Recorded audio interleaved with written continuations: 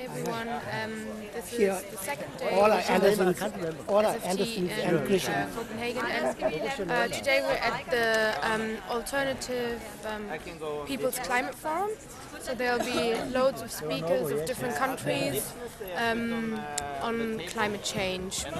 And we're about to watch the movie The Third Pole by Miss Shiva, and we're hoping to interview her later on. So yeah, the Tibet delegation is about to arrive. David over here, he's going to do a live broadcast of Miss Shiva's movie and presentation, and then we have some people from the Tibetan government exile, but they just disappeared. And we have Tewangla here from Radio Free Asia, and yeah. So please follow us today, and we're going to do our best to try to speak to people from different movements, try to see how aware they are about climate change in Tibet.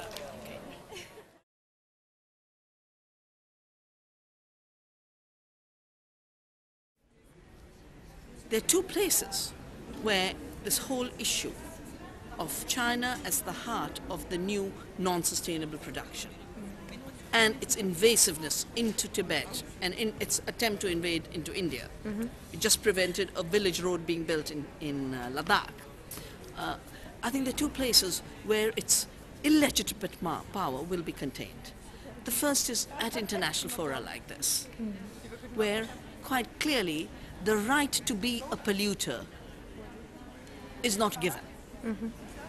It has to be negotiated. One of the frameworks that we apply in addressing climate change with mitigation and adaptation issues is that as indigenous peoples, is that we have to have recognition of our land rights, land tenureship. The issues of self-determination are very important. Do you think yeah, sure, that's our postcard. So do you think if China keeps on rediverting other rivers that may affect Bangladesh, do you think it will be an issue for the future generations of Bangladeshi? I mean, sooner or later it will become an issue, and no matter what you do on rivers, like even if Bangladesh plans to do something on its own rivers, I mean there should be an understanding or a discussion with well, now it's not possible to have discussion with peoples living on those on the banks of those rivers, whose livelihoods depend on those rivers. But at least there should be a system so that governments allow some kind of a platform to have these discussions, so that we know what they're doing upstream and they know what we're doing downstream.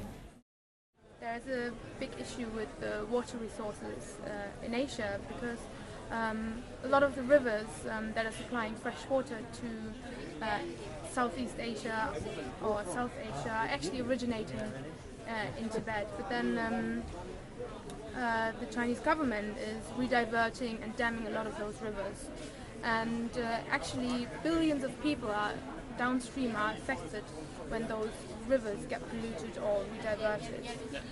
So countries such as India and Bangladesh. So what do you think? Do you think this is an issue for our world, or how can we make this an issue so that people understand that it's important what's going on in Tibet?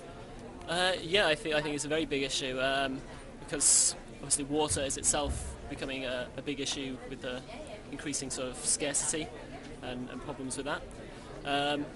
And yeah, I think we also have to keep in mind that as well as big northern countries like the UK and the US causing problems, there's also some big developing countries, places like China, who are causing a lot of issues for the poorer people in the world, the people who are going to be affected by climate change and by increasing bad weather events and droughts.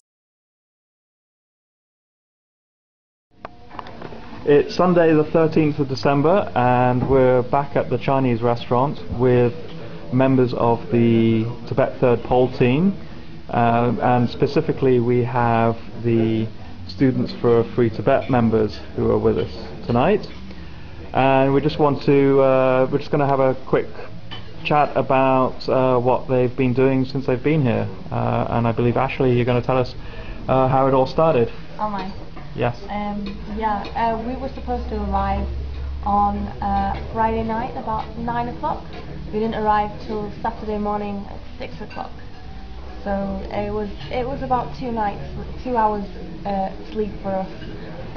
But we arrived at the march on time in the square with everybody, all the other Tibet supporters, and yeah, it got up to a really good start and everyone was really enthusiastic.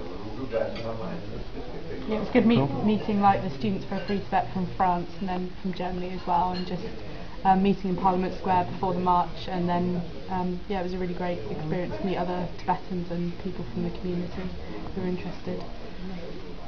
Cool. And Padma, how have you found it? Yeah, it's been a really good experience, and I'm really happy that we came. And yeah, I'm very impressed by the Tibet delegation that ITZN has put together from across the world, from all the different sectors of political agencies, charity, non-governmental agencies. That was really impressive for us also to network with them and, you know, get a bit of a broader feel of what it means again being in the Tibet movement on an environmental basis. And then from the climate conference in itself, I think it reminded me again that as being in the Tibet movement, like, we have to think of all the different aspects that other people can relate to, that we have to then relate to. And yeah, it just reminded me that also environment is a big issue in Tibet, and in that way we can also reach other people who might not necessarily be interested in Tibet. So yeah, it was a big reminder for me. And David from Germany, SFT Germany, how have you found it? I believe you've been the technical guru. Yeah, I guess so. How's it been? Yeah, we've done some like 2 days intense video blogging and twittering, and I think we've done a great job and we're very satisfied with the outcome. We've talked to some amazing people, varying from Tibet supporters, of course, like ourselves, but also environmentalists, especially working on environmental issues in India, for example, or indigenous rights around the world. It's just been awesome to meet new people, to make. Who are some of those people that you've met? Like, for example, Tom Goldtooth from the Indigenous Environmental Group, and also Dr. Shiva, who's working in Ladakh and all around India and around the world, as we've seen, on environmental issues, on organic farming. Yeah. Excellent. And very last but not least, we have Sonam here. How have you found this this weekend? It was really interesting, and I've learnt a lot that I didn't know before about the environment in Tibet and stuff like that. I'd just like to say that the lady that we're staying with, she's really, really, really awesome, and we're really glad that we're staying with her, because she provided us like the best breakfast ever on the night that we didn't get any sleep at all. So she's really amazing. So thank you, she's watching. And yep, the march yesterday was really good, and the yaks were really strong. And I hear that we made a lot of news in papers and stuff. So yep, very pleased. Cool, excellent. And just finally come back to Padma. What are you going to take away from this particular venture?